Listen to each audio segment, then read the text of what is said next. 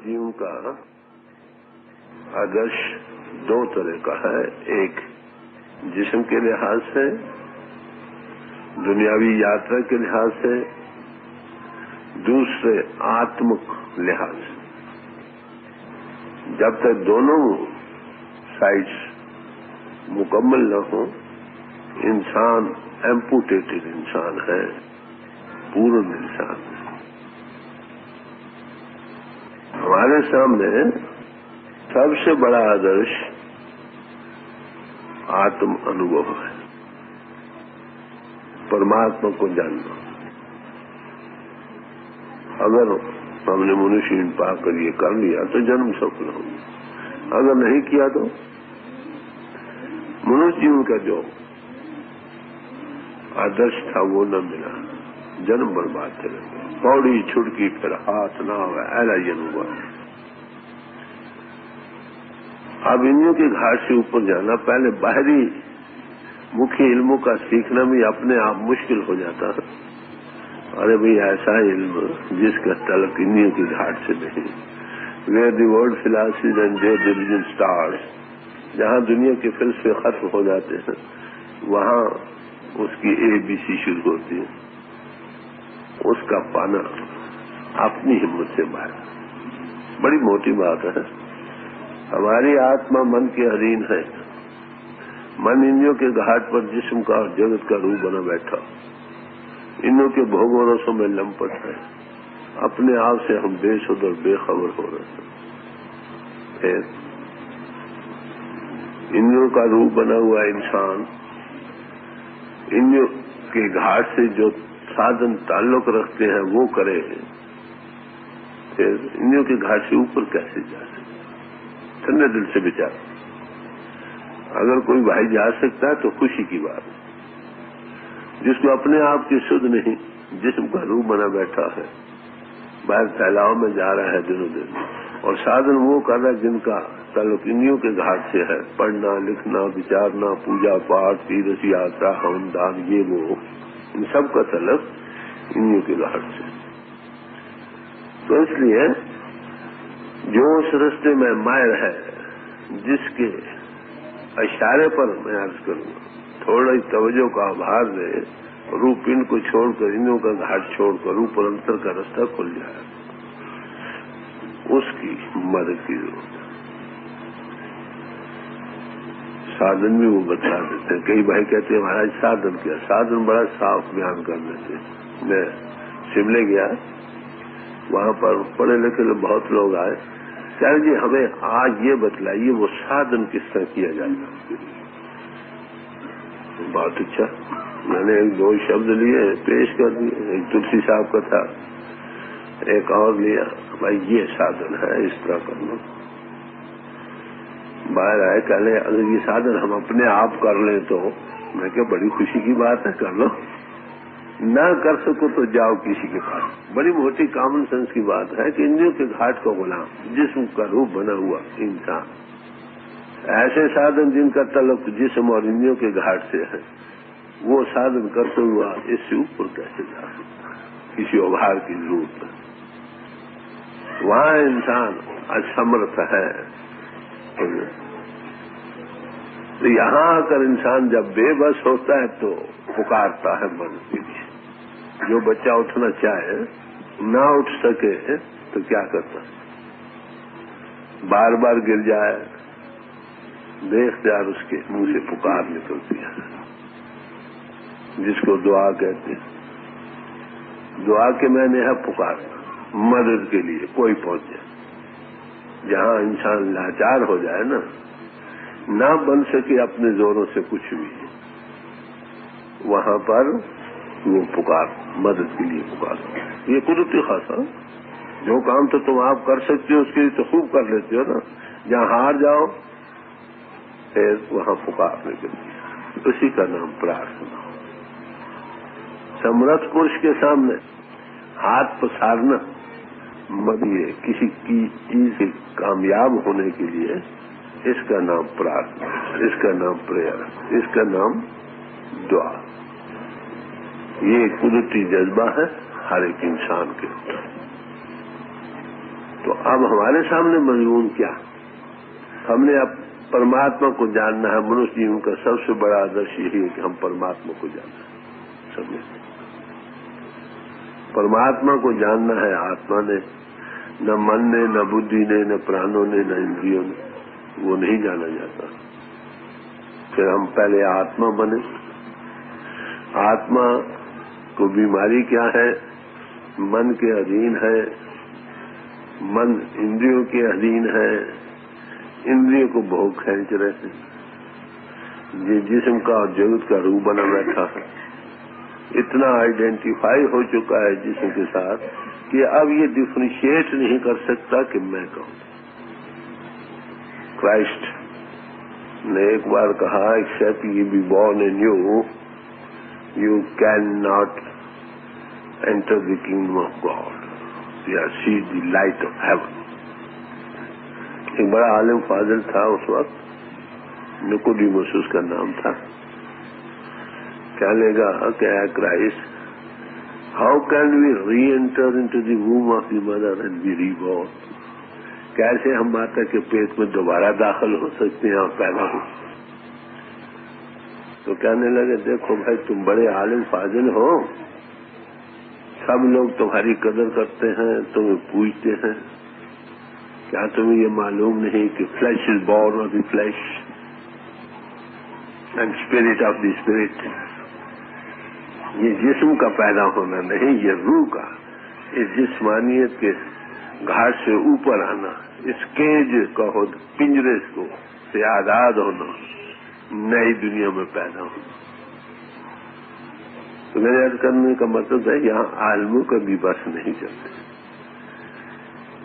गुरु अर्जुन साहब ने और सब महात्माओं ने वो कहते हैं, एक जगह कहा कि कौन सा गुण है प्राणों के पति परमात्मा, मैं तुझे कैसे मिल सकती हूँ?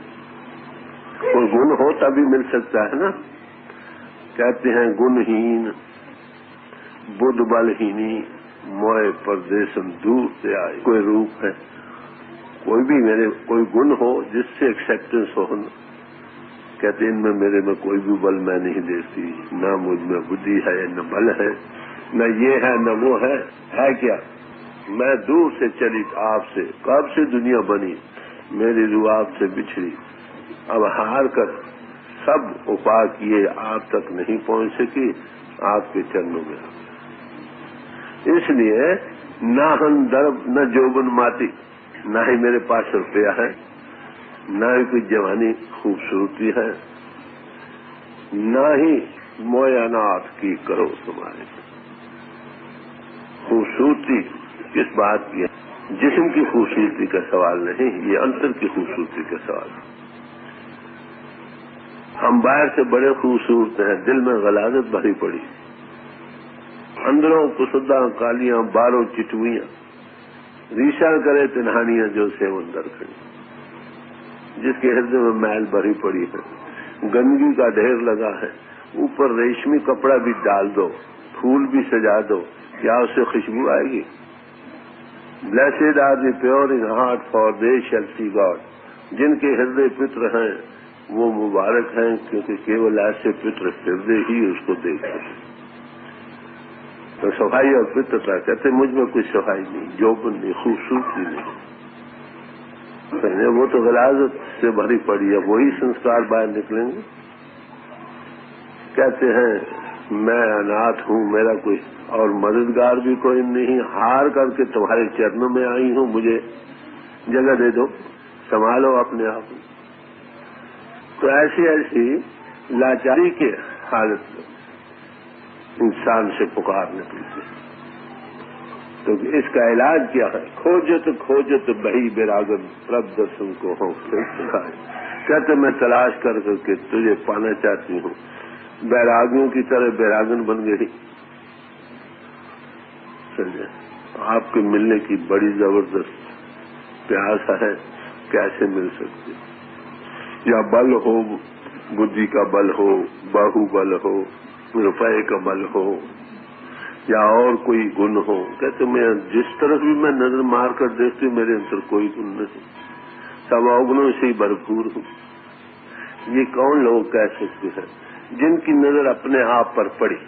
हमें कभी सेल्फ इंट्रोस्पेक्शन नहीं किया, अपने जीवन की पड़ताल नहीं की, इसे हम सब के सब ठीक ठाक। जो जो जैसे जैसे तुम अपनी तरफ नजर मारते चले जाओगे, अवगुणों के ढेर नजर आने लग जाएंगे जो आगे ही मौजूद है मगर हमें नजर नहीं आ रहे, क्योंकि हमने उस तरफ कभी तवज्जो ही नहीं की। कहते बहुत मुद्दत से आपसे बिछड़ी पड़ी हूं, मुझ में कोई गुण नहीं जिसके लिए मैं क्लेम करूं कि मेरा ये गुण है, मुझे जरूर मिलो। कहते आखिर अनाथ होकर तुम्हारे चरणों में आए हूं, तुम दया करके मुझे मिलाने का सामान कर लो। दीन दयाल कृपाल प्रभु नानक साधु संग मेरी जन्म। कहते ये इस हालत को देखकर उस प्रभु दयाल के दिल में दया समाई और मुझे साधु संग दे दिया। उनके मिलने से मेरी जिंदगी तब से बुझ गई। जब दिल से पुकार निकलती है ना, वो बेख्तियार पहुंचती है। कौन सी पुकार सुनी जाती है, कौन सी प्रार्थना सुनी जाती है? जो दिल से निकले, जो दिली उपहार है ना, उसका नाम प्रार्थना। हम लोग बाद बाहर की प्रार्थना पढ़ लेते हैं, वो एडजस्ट नहीं होती हमारे दिल से, क्योंकि दिल से वो आवाज नहीं निकलती ना, अपनी कमजोरियों का एहसास नहीं होता, लिप प्रेयर हो जाती, जबान से पढ़ डाला, दिल से कोई तल्लुक नहीं, एहसास नहीं, अपनी गिरावट और अधोगति का बिल्कुल कोई एहसास नहीं। ऐसा पुष्पकार भी क्या करे, सुपरफिशियल कर देगा, मगर ऐसी आवाज उस प्रभु तक नहीं जा सकती। तीर वही निशाने पर चलकर पहुंचता है जो छाती तक खिंच कर आया। क्योंकि हमारे दिल से ये पुकार नहीं, हजारों प्रार्थनाएं करते हैं, पब्लिक में भी करते हैं, लोगों को समझाने के लिए भी करते हैं, मगर दिल से वो बाहर नहीं निकलता, इसलिए वो सुनी नहीं जाती। कौन सी पुकार सुनी जा सकती है? अब सवाल ये आता, प्रार्थना तो सब कर रहे हैं आप अपनी जगह। हम देखते हैं कि बहुत सारे लोगों की प्रार्थना नहीं सुनी जाती।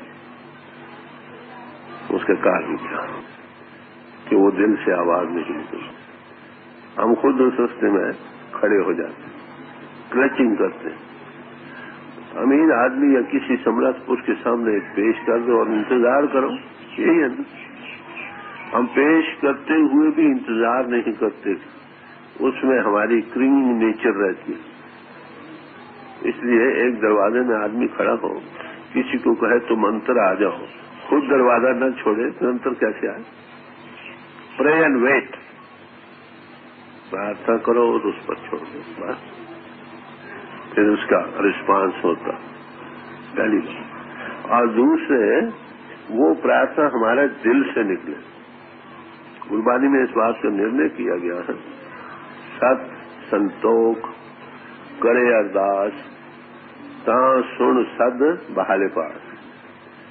सत्य हो जो कहता हो, जो जबान पर हो वही दिल में भी हो, वही दिमाग भी सोचता हो। जब तीनों मुतफिक हो किसी ख्याल पर तो वो सत्य हो। हमारी जबान तो मांगती है, दिल नहीं मांगता। दिमाग कुछ और सोचता है, दिल और कुछ मांगता है, जबान कुछ और कह रही है। ऐसी प्रार्थनाएं कैसे सुनी जाएगी? फिर पहली बात। दूसरा संतोख, जाओ वहां खड़े हो जाओ, वेट। तभी वो कहते ऐसी हालत में क्या नतीजा होगा? कहते वो सुनने वाला आपके बाजू पकड़कर पास बैठा लेगा, कहकर बच्चे को क्या कहता सुने जाओ। तो प्रार्थना एक कुदरती जज्बा है जो हर एक इंसान के अंदर मौजूद है। कब उभरता है? जब ये लाचार हो जाता, जब इससे कुछ नहीं बनता, हार करो, जबान से बेख्तियार पुकार निकलती है, दुआ निकलती है, तो प्रार्थना होती है। ऐसी प्रार्थना सुनी जाती। बल, चतुराई, बहिर्मुखी, दिखावा ये काम नहीं कर सकता। लोगों को तो हम खुश कर सकते हैं, बाहरी आंखें बनाकर, बड़ा करके, हाथ जोड़कर, लंबे पड़कर, ये लोगों का दिखावा है। दिल तुम्हारा क्या कह रहा?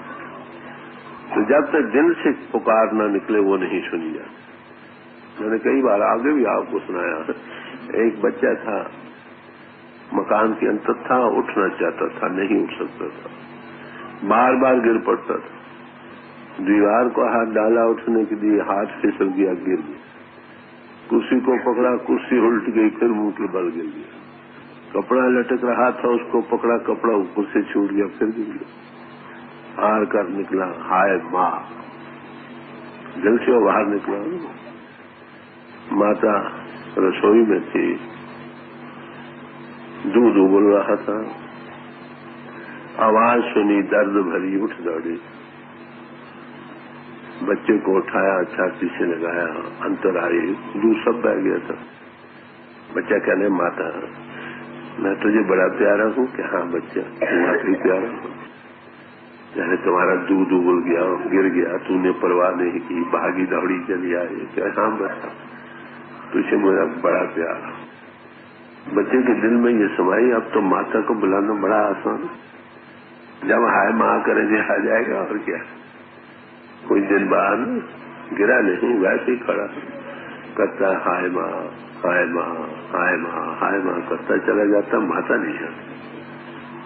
आधा घंटा कर करके कहने, भाई चले देखो तो सही, आज क्या चढ़ाया है। उस दिन दूध की परवाह नहीं की, आज की और ज्यादा कीमती चीज चढ़ाई होनी। आकर आया, खड़ा हो गया, पूछने लगा माता से, हाँ बच्चा क्या चढ़ाया है? कि बच्चा दाल चढ़ाई है। नहीं माता, तुम बताओ क्या। उन्हें ढक्कन को उतारा, दाल उबल रही थी। ये माता बड़ी हैरानी की बात है, उस दिन तो मैंने एक बार हाय माँ कहा था, तो भागी भागी आई, दूध की परवाह नहीं की। आज मैं आधा घंटा पुकारता रहा, तू नहीं आई। पहले बच्चा, आज तेरी आवाज में वो दर्द नहीं। तो प्रार्थना सुनी जा सकती है किन लोगों की जो दिल से निकले, जो सत्य हो, दिल, जबान और दिमाग मुतफिक हो, ऐसी प्रार्थना। और फिर ये करके छोड़ दो, वे उसमें अपनी हिकमत मत चलाओ, बुद्धि विचार को मत दखल दो। पेट की मांगा दर पर बैठे हैं, दे दे ना दे ना दे, उसके हवाले कर दो। तो ऐसी प्रार्थना सुनी। अब हमें क्या मुश्किल है, हम प्रभु को पाना चाहते हैं। मनुष्य जीवन इसलिए मिला है कि प्रभु को हमने देखा नहीं, उसको पकड़े कैसे? वो इंद्रियों के घाट से ऊपर अदृष्ट और अगोचर है, सूक्ष्म और अगम है। हम इंद्रियों के घाट पर बैठे हैं, जिस्म जिस्मानी का रूप बने बैठे हैं। कैसे इससे ऊपर आए तब उसका कोई दृश्य मिल सके। बाहर मुखी जितने साधन है वो हमको बाहर दुनिया में ही लगाते हैं। नजरी आवे तांसो मोह, ये क्यों मिली प्रभु नाशी दो। जो कुछ नजर आ रहा है उससे हमारी अटैचमेंट है, मोह में है, बंधन में है। हे प्रभु, तू अब नाशी है, ये सब नाशवान चीजें, फिर तुझे हम कैसे पास है? लाचारी की नहीं। खट का पट खोल दिखाओ, ए मन जूझ जूझ कर हारा, लगे न एको पाओ। ये घट है, दरवाजा बंद है, खुलता नहीं। अवल तो हमें उस दरवाजे का पता नहीं, अंधे दर की खबर न पा। जो पता भी लग गए तो करता है, दरवाजा नहीं खुलता, तो क्या किया जाए। Now can it shall be open unto you, दरवाजा खटखटा और खोला जाएगा, ये क्राइस्ट कहता। अवल तो दरवाजे का पता नहीं, दरवाजे का पता भी है तो वो घट खुलता नहीं, अपनी हिम्मत से नहीं खुलता। खोलने वाला खोले तब खोलेगा नहीं। मुश्किल बात है यही, हम नीचे इंद्रियों के घाट में लटक रहे हैं, ऊपर है दरवाजा और तो हाथ ही नहीं पहुंचता। रफ्तीली रास्ता है, पांव फिसल फिसल कर जाता है, हाथ कहीं खड़ा होता नहीं। कोई किली मिल जाए, कोई चीज खड़े होने को पकड़ने को मिले तो खड़ा होने को मिले, फिर दरवाजा खटखटाए, फिर खोला जाए। सुनने वाला सुन ले, तो ये है मुश्किल जिसमें हम जा रहे हैं। इसके लिए अवश्य क्या करना होगा? पुकार करनी होगी। किसको? प्रभु को तो हमने देखा नहीं, जिसको देखा नहीं उसका ध्यान कैसे, उसकी पूरी कन्विक्शन भी कहाँ हो सकती। तो जिस पोल पर वो प्रगट है उसका नाम है गुरु, साधु अवसाद। अवश्य उसके सामने पुकार जाती है, उससे वो जल के मिलती है, तो वो मिडवे समझिए, वो कांटेक्ट हुआ है, कांटेक्ट दे सकता है, जुड़ा हुआ है, जोड़ सकता है, इंद्रियों के घाट से ऊपर ला सकता है, जिस्मानीय से ऊपर ट्रांसेंड करा सकता है, अंतर की आंख खोल सकता है और उसकी ज्योति और उसकी प्रणव की ध्वनि को सुना सकता है। ये उसमें समर्थ था। अवश्य ऐसा पुरुष पुकार सुनेगा। मैंने जो अर्ज किया आप भाइयों से और बहनों से कि डायरी रखो अपनी, उसका कुछ मतलब नहीं। हमें ये पता नहीं कि हमें क्या कुछ गलाजत भरी पड़ी है, किस हलवा खुर्दन और रूए बाहर हलवा खाने के लिए भाई मुंह चाहिए। गरीब आदमी एक बादशाह के पास बैठना चाहे कोई नजदीक भी जाने नहीं देगा। जो दुनिया में रंगे पड़े हैं, जिस्मानियत का रूप बने पड़े हैं, उनमें वेग गलाजत के चल रहे हैं, काम क्रोध लोभ मोह का, क्या ऐसा पुरुष प्रभु को कैसे पा सकता, उसके नजदीक ही कैसे जा सकता। तो उस होकर पुकार नहीं होते। हर एक महापुरुषों ने प्रार्थना का नमूने दिए हैं। आप अगर गुरुमुख सिद्धांत पढ़ेंगे उसमें स्टेजेस बाय स्टेजेस दिए। शुरू में प्रार्थना एक मददगार चीज है। जब तुम्हारी आत्मा सब तरफ से आजाद होकर उसकी कॉन्शियस को वर्कर बन जाती है कि उसकी रजा हो रही है, उसका हुक्म चल रहा, फिर वहां प्रार्थना का सवाल ही नहीं रहता। ऐसे पुरुष प्रार्थना करना एक गुनाह समझते, और अल्टीमेट हो जब कॉन्शियस को वर्कर हो तो उसकी रजा हो रही। कई किस्म के लोग हैं, प्रार्थना भी दर्जे बदर्जे होती है। एक दफा हजूर रात को बैठे थे, 11-12 बजे का वक्त था, मैं था, डॉक्टर जॉनसन थे। डॉक्टर जॉनसन ने कहा कि महाराज सिख को गुरु से मांगना चाहिए कि नहीं। तो फरमाने लगे सिख तो दम दम पर प्रार्थना करता, मांग कर भी गुजारा है ना, वो आप चल ही नहीं सकता। बच्चा माता की मदद का मोहताज है जब तक वो चल फिर नहीं सकता। तो गुरु की एक कदम कदम पर जरूर सिख हमेशा ही मानता। तो प्रार्थना कुदरती जज्बा है, मददगार। यहाँ याद रखो, जहाँ अपनी हिम्मतें हार जाते हैं, human efforts fail there the prayer succeeds, जहाँ पुरुषार्थ हार जाते हैं वहां पर प्रार्थना ऐसे वंडरफुल काम करती है, अकल दंग रह जाती। मगर हम लोगों को प्रार्थना करनी नहीं आती। एज ए थर्ड पर्सन पेश कर दो, उसकी रजा रहे। दर्जे बदर्जे है प्रार्थना के। प्रार्थना कई भक्तों की प्रार्थना ये आती है कि ऐ खुदा हमें रोज की रोजी दे, रोटी दे। ये शुरू से शुरू होती है, ये लोअर स्टेप है। तने जाके भक्तों ने कहा भाई मुझे पाव भर घी दो, शेर भर आटा दो, एक गाय दो, घर की अच्छी स्त्री दो, आज्ञाकार, ये दो वो दो, खाट को सोने के लिए दो, रजाई और तुलाई दो, बहुत सारे डिटेल दिया। फिर कहता भाई मैं ना ही कीता लगो एक नाम तेरा मैं सुन। कहते मैंने लालच नहीं किया, तेरे नाम के पाने के लिए ये आराम चाहिए मुझे दो। फिर कहीं लाद अड़क भी हो जाते हैं, भूखे भगत न कीजिए ये माला अपनी लीजिए। महाराज ये देते हो तो दो, नहीं तो हमसे रोटी वोटी नहीं देते तो हमसे भक्ति नहीं हो सकती। सारे दर्जे हैं प्रार्थना के।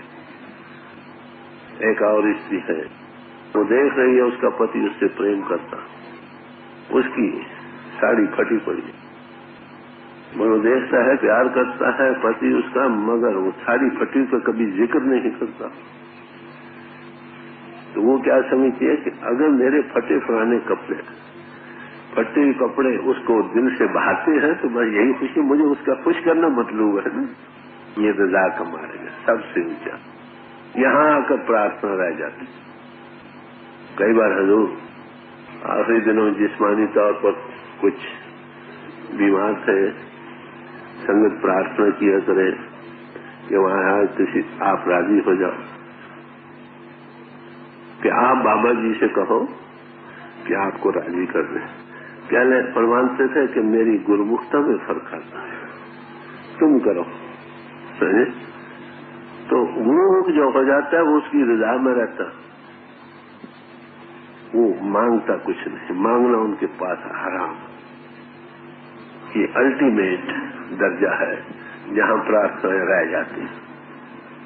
प्रार्थना के मतलब बड़ा डिटेल देखना, गुरु में सिद्धांत में प्रार्थना को बड़ा खोल कर बयान किया गया है। कौन सी प्रार्थना कबूल हो सकती है, हमारी प्रार्थनाएं क्यों कबूल नहीं होती, किस ठिकाने पर प्रार्थना की जा सकती है, पब्लिक प्रार्थनाओं का क्या असर है और दर्जे बदर्जे किस तरह है, सब महात्माओं के थोड़े थोड़े नमूने दिए गए हैं।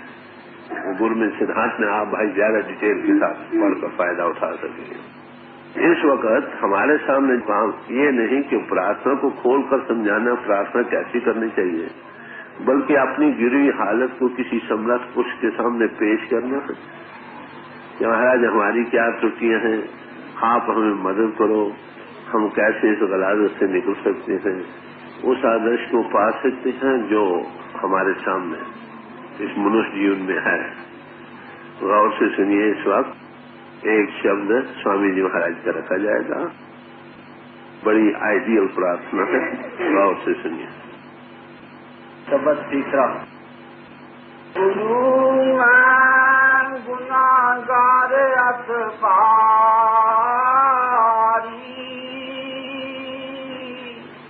गुरु मैं गुनाहगार अतबारी, शिष्य गुरु के आगे हमेशा ही बच्चा, समझे?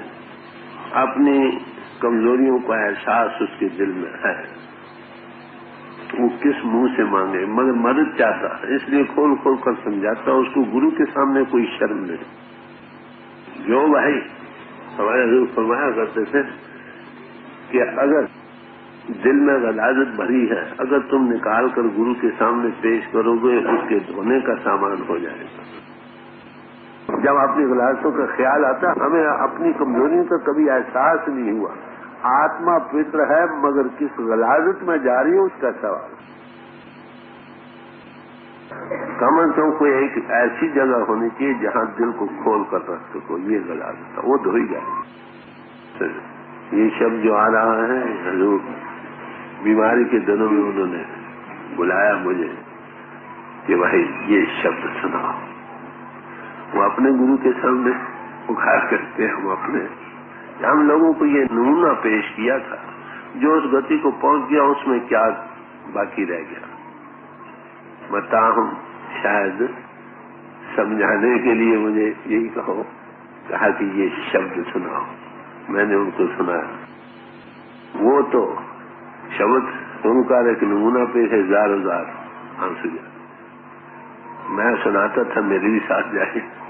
और वाकई सिख की क्या गति, हमने अपनी तरफ कभी नजर नहीं मारी कि हमारी किस मुंह से क्या मांग रहे थे कि ऐ गुरु, ऐ बड़ी कोश। मैं जब अपने आप पर नजर मारता हूँ मैं बड़ा भारी गुरु। एक महात्मा ने कहा कि जितने आज तक गुनाहगार हुए हैं मैं सबका सरदार हूँ। जब नजर पड़े तो ना, हमारी नजर अपने आप पर कभी नहीं पड़ी, इसलिए एहसास नहीं। जो एहसास नहीं तो प्रार्थनाएं क्या करेंगे।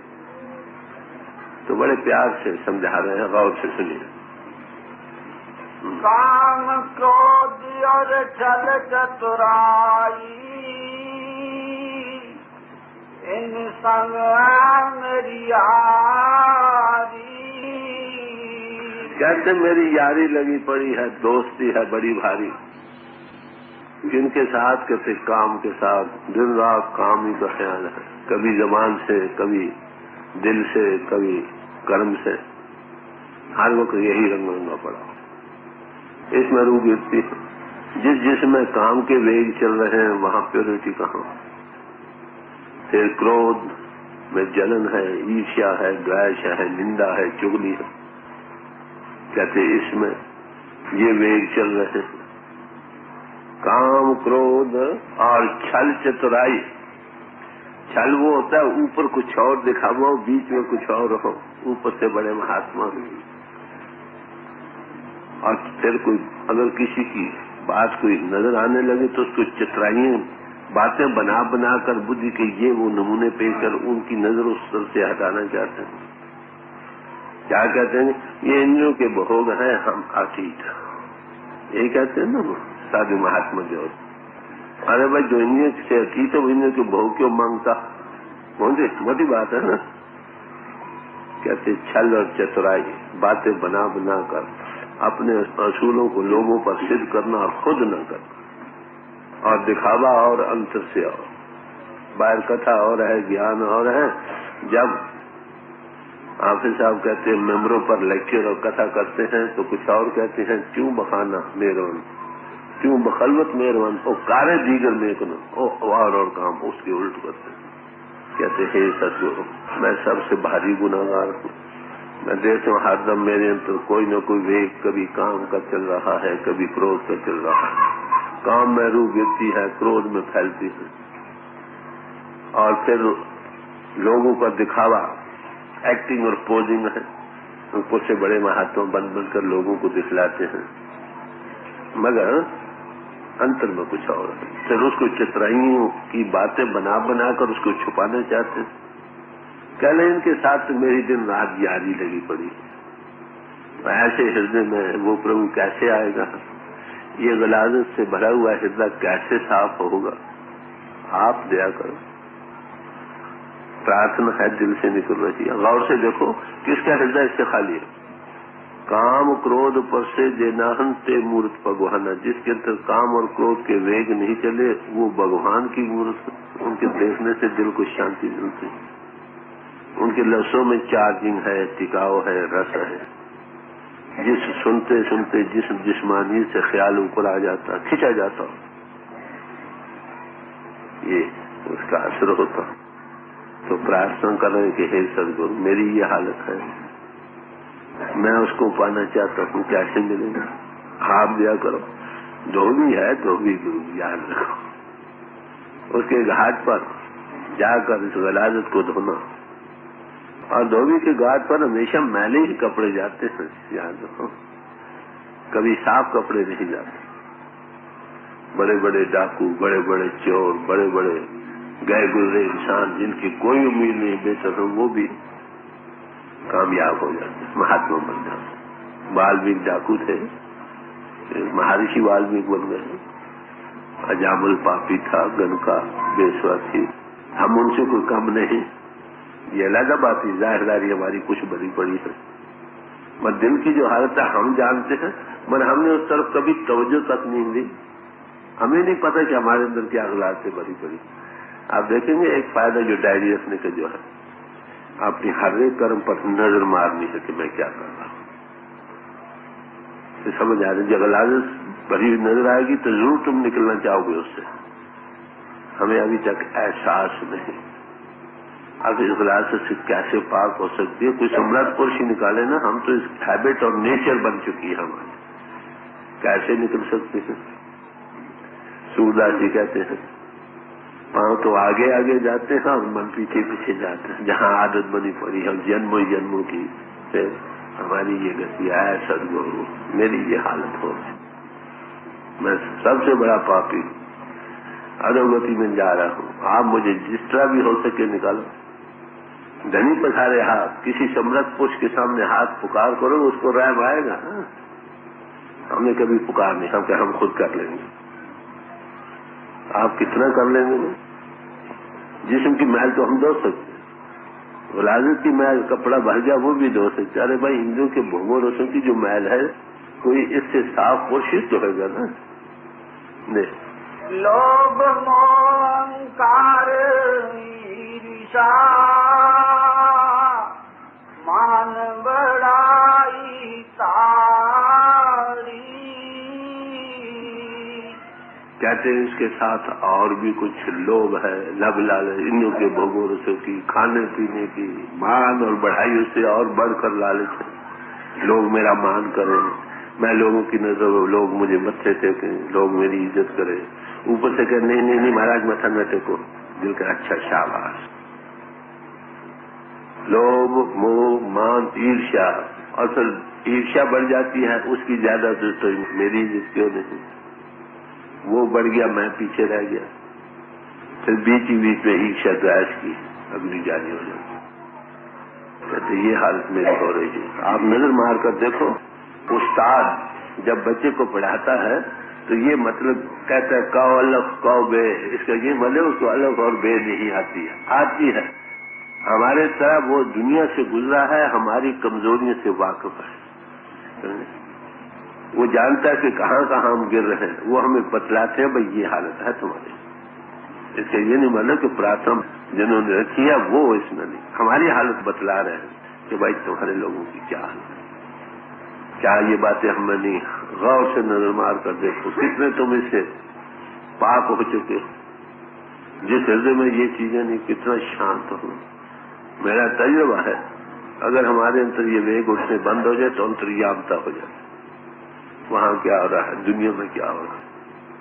ये रूहानियत नहीं, इतना शीशा दिल का साफ है तो उसमें अक्स पड़ता है हर एक चीज से, जिधर डायरेक्ट करो उधर की चीज में। फिर मैं ये कहूँ ये रूहानियत नहीं, रूहानियत और ऊंचे। मैं हृदय की सफाई करता हूँ। एक पानी का तालाब हो, उस पर काई जमी हो, ऊपर से दूर से देखो तो पानी नजर नहीं आता, अगर थोड़ी सी छोटी से हिला दो तो थोड़ी देर के लिए पानी नजर, जब छोटी बाहर निकल फिर काई जम जाती है। सत्संग में किसी महापुरुष के पास बैठकर अपनी कमजोरियों का थोड़ा एहसास भी होने लगता है, बस जब वहां से गए फिर वही बात। अब उसको क्या इलाज है, सत्संग करना ही इलाज नहीं, बल्कि जो उसमें काई जमी है थोड़ी सी बाहर निकालते हैं, वीड आउट। जितनी काई कम होगी उतना थोड़ा थोड़ा पानी नजर आने लगेगा। जब सारी काई निकल जाए उसी पानी में तुम्हारे चेहरा नजर आने लगे। तो हृदय की सफाई कितनी जरूरी है।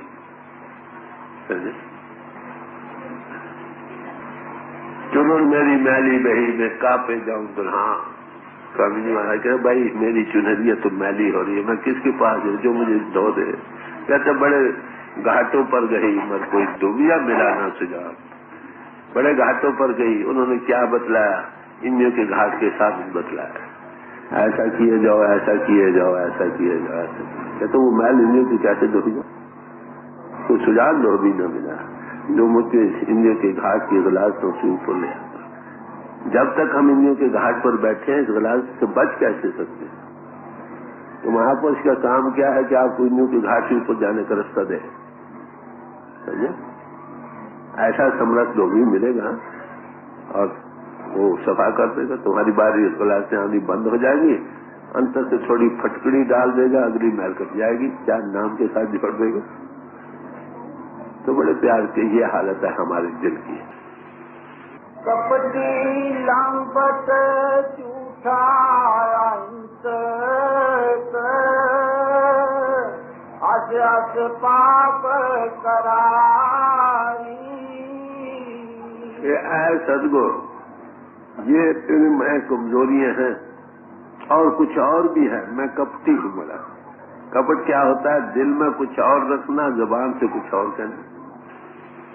दिल में कुछ और रखता हूँ, ऊपर से और बातें करता हूँ। और फिर कपटी लंपट, इन हिंदुओं के भोगों रसों में मैं इतना लंपट हो गया, गड़ गया कि इसको मैं छोड़ नहीं सकता। कहता बड़ा त्यागी हूँ, मैं छूटते नहीं अंतर से भोग। कपटी लंपट हिंसक झूठा, बात बात पर झूठ बोलता हूँ। मैं देखता हूँ ये चीज बात सही नहीं, मैं झूठ कहकर उस पर पर्दा डालना चाहता हूँ। वो अंतर का पर्दा और मोटा हो जाता है प्रभु के देखने वाला। झूठा हिंसक, दूसरों के दिल के दुखाने वाला हूँ, समझे। बात बात पर ऐसी कटाक्ष करता हूँ कि दूसरे के हृदय पर छुरी चल जाती है। सार कह दूँ या कटाक्ष बड़ी बुरी चीज है, किसी चीज तरीके से कहना हाँ जी बड़े साधु सब बड़े महात्मा, इंद्रियों के भोग भोग लेते, बड़ी कटाक्ष है ना। ऐसी बात नहीं, कोई बात भी करके याद रखो, बात ऐसी करो, वाणी तो अनमोल है, जो कोई जाने बोल। ये अनमोल वस्तु है जबान, बोलना। अगर कोई इसका बोलने वाला जाने कैसा बोल बोल सके, उसी बोल से हम लोगों के हृदय को वेद देते हैं, उसी बोल से ऐसे जख्म डालते हैं कि जो कभी ठीक होने में आते नहीं। आपको पता महाभारत का युद्ध कैसे हुआ? इसी बोल से हुआ ना। कौरव के लड़के जा रहे थे द्रौपदी के मकान में, नीचे फर्श था जो दूर से पानी की तरह मालूम होता था। उन बेचारों ने अपने पाजामे खींचे के भीग न जाए, तो ऊपर से हंस कर कहा, अन्नों की औलाद अंधी होती है। उसका नतीजा क्या हुआ? महाभारत का युद्ध, हिंदुस्तान की सभ्यता नाश हो गई। एक बोल। हमारे घरों घरों में क्या शिकायत है? रानी ने जो बात कही वो मैं भूल नहीं सकता। तलवार का जख्म तो शायद 8-10 दिन में भर जाएगा, ये जबान का जख्म जब भी करो फिर ताजा।